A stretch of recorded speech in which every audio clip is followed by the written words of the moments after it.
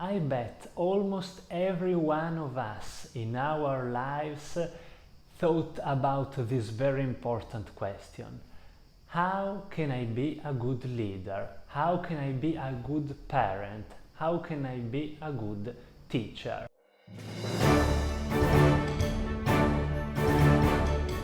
Hi everyone, I am Riccardo Codevilla, emotional intelligence expert and sociologist, and today we are speaking about emotional leadership for parenting and teaching. In this short course we are analyzing what's a leader, what are the best characteristics of a good leader, and how can this knowledge affect our behaviors in parenting and teaching.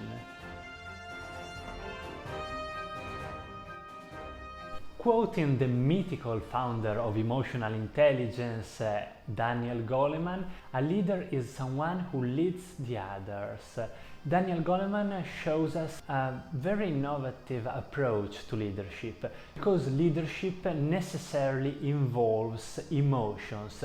This is why we are speaking about emotional leadership. We can't have leadership if we don't have emotions. In other words, we are leading someone when other people feel emotionally attracted to us. And this is a revolutionary, a very important definition that underlines the importance of emotions and extends the role of the leader. Every one of us can be a leader in Daniel Goleman's perspective. You listened it right, every single human in the world can be a leader. Therefore, a grandfather could be a leader for his sons, daughters, grandson and granddaughters, but also vice versa. A grandson could be a leader for his grandparents, and we see it almost every day in this type of society where we have little children that have the power of the family in their hands. And this is because the other members of the family are emotionally attracted to the children's feelings. But also a good friend can be a leader in respect to another friend. For example, when we want some advice, when we feel very angry for something and we want someone to speak with in order to discharge our negative energy. A boss at work can be our leader, a dictator can be our leader. Because this is the definition, the leader is someone that emotionally attracts people. It doesn't matter if we have positive or negative emotions, the key part is emotions. So of course we can have good leaders and bad leaders. But the inspiring figure for this concept of the good leader that emotionally attracts other people is the ancient chief of the village of the past times. We are speaking about millennials ago, where everyone in the community knew that there was a woman or a man, the chief in command, that was the union point of the whole community, and everyone was going to them asking for advices, confessions, marriage, funerals. That is the most precise image we can think about. So, having in mind this positive figure of the ancient chief village, we can portray the best characteristics. Pay attention, not the main characteristics, the best characteristics of a good leader.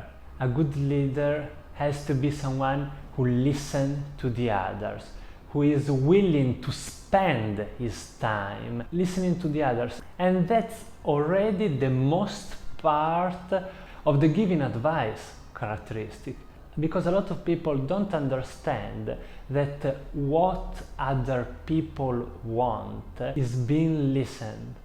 Most of the time it's not necessary giving advice to the other. We can argue if it's good or bad giving advices, and in which context we prefer doing that, in which occasions, but this is not the time to do that. However, I want you to remember that the key part of giving advice is listening to other people's needs, to other people's feelings, to other people's emotions, because those kind of people are going to you because they want someone that embraces their lives, embraces their feelings, someone who can feel sympathetic with, a person that is empathic. Therefore, a good leader has to listen to the other, has to be willing to spend her time listening to the others, and that's the most part of giving advice,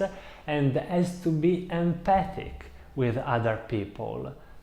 Therefore, she or he is not only a nice and gentle figure, but it's an authoritative figure, not authoritarian, okay, not a dictator. This is what a bad leader is, of course, but it's authoritative. It has this kind of charisma, of inner presence that expands to the other people only because he accepts other people as they are and nothing more. I accept you as you are. I accept your feeling, even if they are horrible feelings, even if you are so angry, so sad, but I'm willing to stay here with you, listening to those feelings, even if they are socially considered horrible feelings, even if you're saying you want to murder someone. I'm here with you. In this moment, I stay with you. And this kind of attitude transforms the other people's feelings. Of course, we don't have to encourage other people to express their criminals' feelings and put them into actions. Of course not. We have to accept them and work with them to overcome those feelings. And it's kind of a natural process if you do it correctly. If you want to be a good leader, you have to be with the other. You can't be alone, outside the world.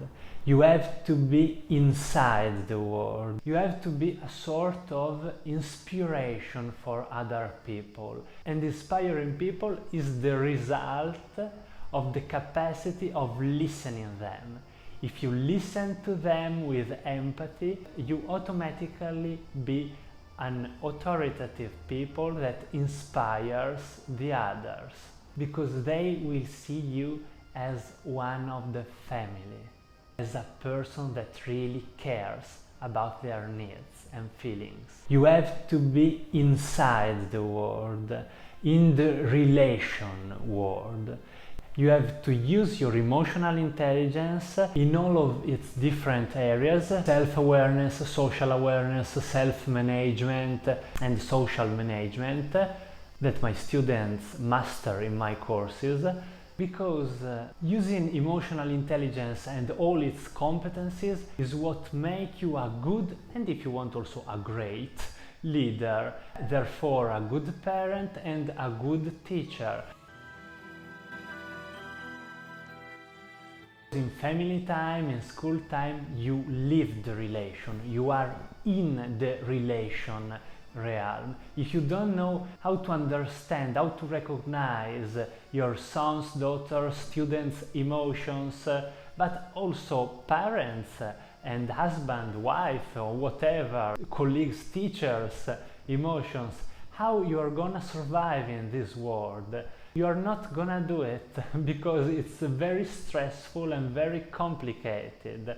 But if you understand and recognize them, you will be able to manage them inside yourself and ultimately manage all other people's emotions in harmony. That is what a good leader naturally does. So emotional intelligence skills are the main characteristics of a good leader, not the best, the main characteristics of a good leader, and you have to go deeply into that.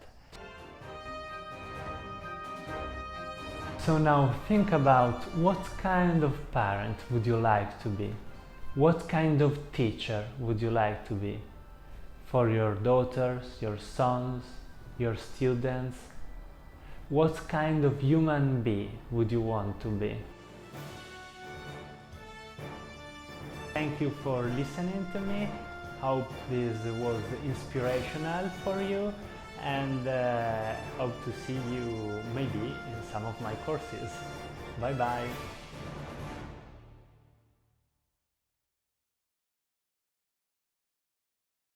I want to thank you, Keep to Achieve, for this incredible possibility they gave me. Again, my wife for the background, and I hope to see you soon in this incredible emotional intelligence world, in other collaboration or in my courses. Bye bye!